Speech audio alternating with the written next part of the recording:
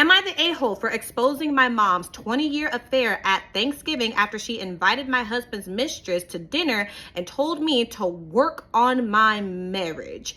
Excuse me? I walked into my parents' house on Thanksgiving and there she was, sitting there at my mother's table like she belonged there. My husband's affair partner, the woman he'd been sleeping with for 8 months. The woman whose text I found 3 weeks ago that she said, "Can't wait until you finally leave her." I stopped at the doorway. My mom rushed over and grabbed my arm. "Before you say anything, I know you're upset, but Sarah has nowhere to go for the holidays. I couldn't just leave her alone. You're both adults. You can have one civil meal, right?" Wrong.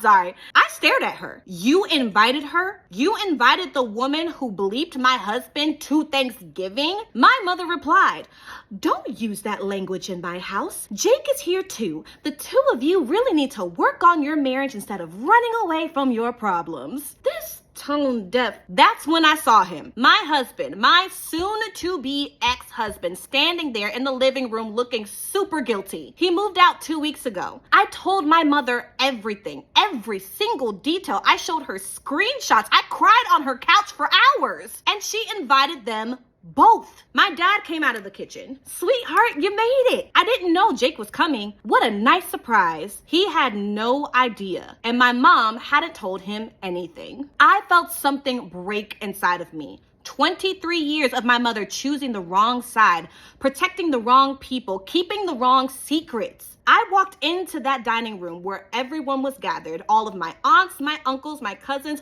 all smiling and happy and clueless. "Before we start," I said loudly, "I need to say something."